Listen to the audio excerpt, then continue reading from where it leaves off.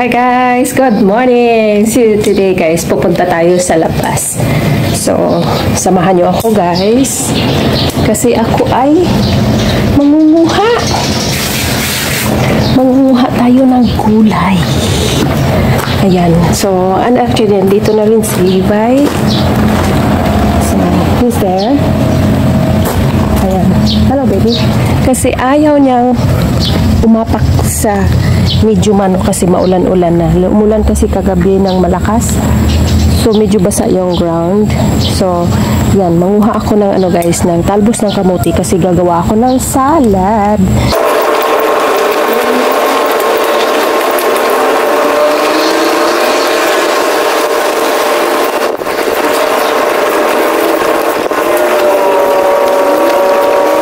So, ito guys ang ating so dagdagan ko pa. Meron akong dalawang klaseng guys, dalawang talbos ng kamuti.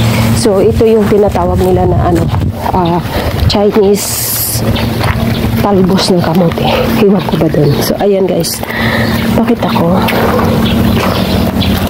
So, ayan.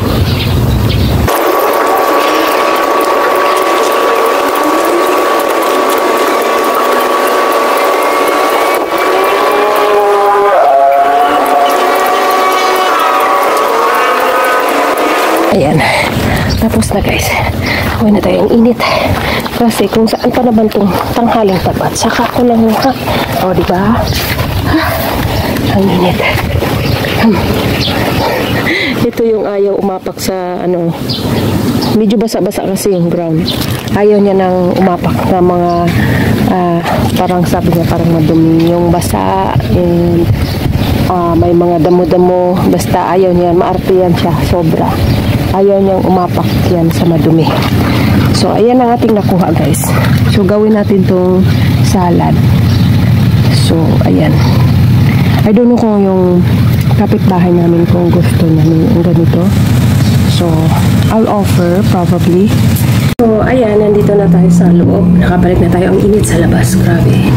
Para kung like 10 o'clock ang init-init.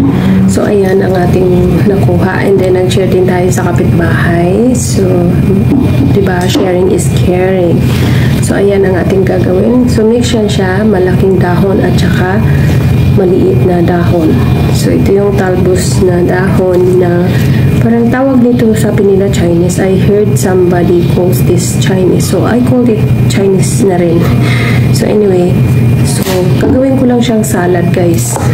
Like yesterday also, inain ko rin siya. So, ko lang, pinapakuluan ko lang siya ng tubig. And, yung tubig na pinakulo ko, iniinom ko rin. O, diba? Yung mga nutrients doon sa gulay, na iinom pa rin natin, hindi nasasayang.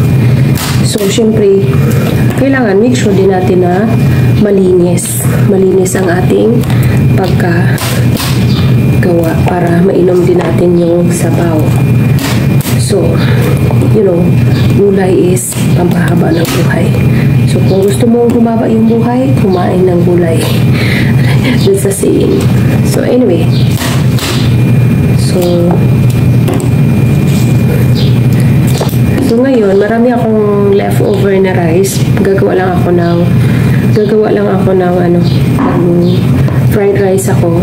And then, ito. Tsaka, syempre, yung lagyan ko lang ito yung ihalo ko sa aking fried rice, yung hotdog. So, and then, mayroon pa dyan sa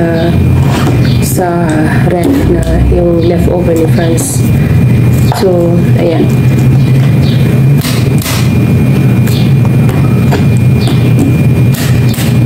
Panuhin natin.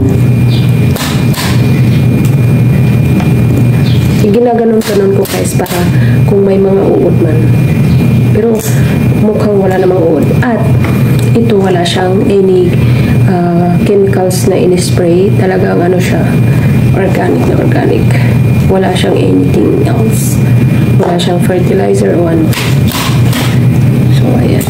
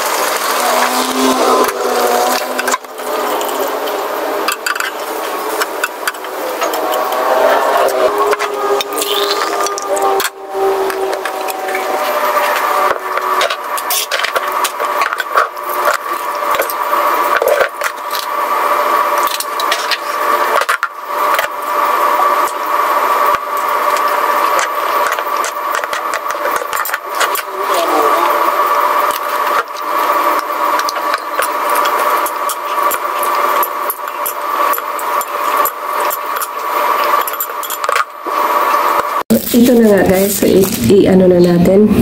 So gagamit tayo ng chopstick social. So ito na ang ating pickle, ano ba ito, insaladang talbos ng kamote. So ayan, tikman natin. Makikita niyo ba? O sobrang ano, wait lang, ibaba ko ng konting aking camera. Ayan, tabingi naman. So ayan na, tikman natin kung tama na ang ating ano. So if you guys wanted to have chili flakes, it's also better, but this time hindi ko siya nilagyan ng chili flakes. So ayan.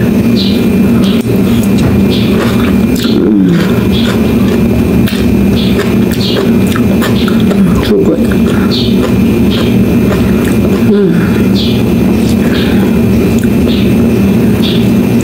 Yeah.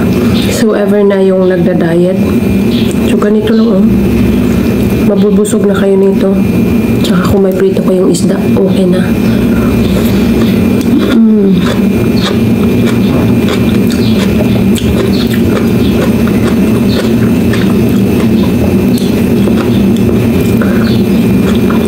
So good. So guys, thank you for watching. So you guys, whoever na hindi pa nakapag-follow sa aking Facebook page, please follow my Facebook page, Simply Rez. And you guys also visit my YouTube channel. So Simply Rez also. So more videos to watch. You go to my YouTube channel. And thank you so much for watching. Bye.